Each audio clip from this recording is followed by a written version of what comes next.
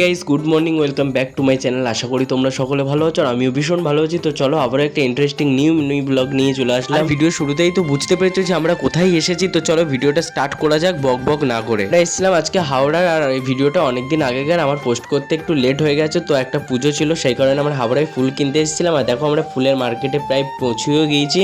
আর গঙ্গার পাশ থেকে আসছিলাম, যে এত সুন্দর হাওয়া দিচ্ছিল, গঙ্গার ঠান্ডা হাওয়া, যেন মনে হচ্ছিল ওখানে বসে কিছুটা সময় কাটায়, কিন্তু ততটা তো সময় ছিল না, সেই কারণে আমরা তাড়াতাড়ি বেরিয়ে গেছিলাম। তো দেখো আমরা ফুলের মার্কেটে চলে এসেছি, আর এখানে দেখো কত ফুল। আর যারা ফুল ভালোবাসে তারা কিন্তু একদম ভিডিওটা মিস্টেক করবে না, কত সুন্দর ফুল দেখাবো তোমাদেরকে। দেখো এখানে কত সুন্দর গোলাপ, আর এই গোলাপটা তো আমার আকর্ষণ করছে, যে দোকানের সামনেই যাচ্ছি শুধু গোলাপ আর গোলাপ। তারপর একটু ঘুরে ঘাড়ে আসছি, এখানে তো জানো ফুলের মার্কেট মানে চারিদিকে শুধু ফুলই দেখা যাবে। এখানে দেখো দাদা জুঁই ফুল কিনছিল, আর আমি আর দাদা এসেছিলাম। এখানে দেখো গরমে ঘেমে স্নান হয়ে গেছে, এখন মনে হচ্ছিল যে আমি যদি গঙ্গার ওখানে দাঁড়িয়ে থাকতাম তাহলে ভীষণ ভালো হতো, দাদাকে যদি এখানে পাঠিয়ে দিতাম। কিন্তু দাদা একদম আসবে না একা একা, সেই কারণে আমাকে আসতে হলো। দেখো এখানে কি ফুল চিনতে পারছো, এই ফুলটার নাম আমি বলবো না, বললেও তোমরা কি জানো না, তোমরা অবশ্যই জানো, এটা হচ্ছে আমাদের জাতীয় ফুল। আর আমাদের জাতীয় ফুল কি সেটা কিন্তু কমেন্ট করে আমাকে কমেন্ট বক্সে লিখে যেও। আর এখানে দেখো এই ফুলগুলোর নাম না আমি ঠিক জানি না, তোমরা জানলে আমাকে কমেন্ট করে বলো। কি যিনি ফুলটা বিক্রি করছিল তিনি জোর করে আমাদেরকে ফুলটা দিয়ে দিয়েছে, আর রজনীগন্ধার সাথে ওই ফুলটা মিক্সিং করে যখন মালা দেওয়া হয়েছিল ভীষণ সুন্দর লাগছিল। আর এখানে দেখো এইসব মালাগুলো শুধু আমার দিকে মনে হচ্ছে যেন ওরা আমার দিকে তাকিয়ে আছে, কেন জানি না, শুধু চোখগুলো এইসব মালার দিকেই যাচ্ছে। আর গোলাপের মালা মানে বুঝতেই পারছো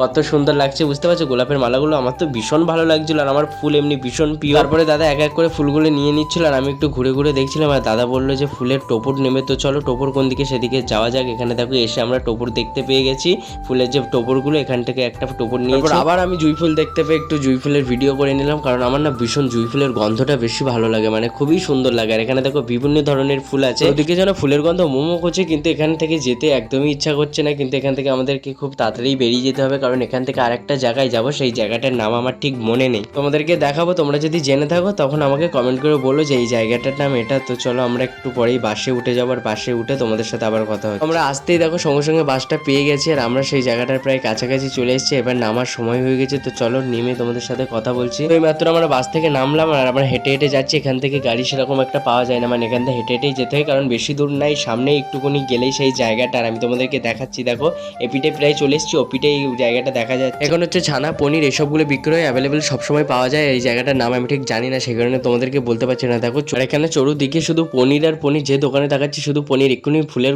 মার্কেট থেকে ঘুরে আসলাম, আর এটা মনে হচ্ছে পনিরের মার্কেট বলে, আমি ঠিক জায়গাটার নাম জানি না। আর এখানে দেখো দাদা পনির কিনছিল, কারণ দাদাদের বাড়ি পুজো হবে সেই কারণে।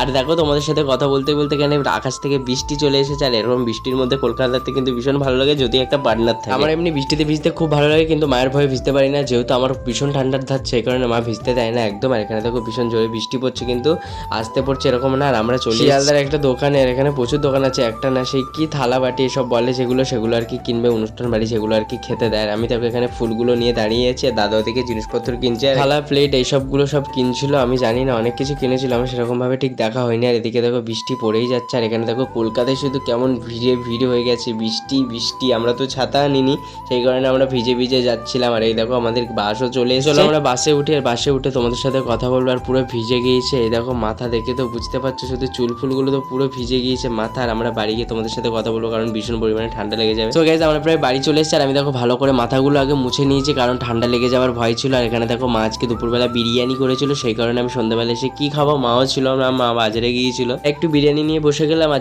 যারা পেজটাকে ফলো করোনি প্লিজ পেজটাকে ফলো করে দিও, আর যারা চ্যানেলটাকে সাবস্ক্রাইব করোনি তারা প্লিজ চ্যানেলটাকে সাবস্ক্রাইব করে দিও। আর আজকের ভিডিওটা কেমন লেগেছে সেটা কিন্তু কমেন্টে জানিও, কারা কারা আমার মধ্যে বিরিয়ানি ভালোবাসো তারা কিন্তু প্লিজ কমেন্ট করে জানিও। নেক্সট ব্লগে দেখা হবে বা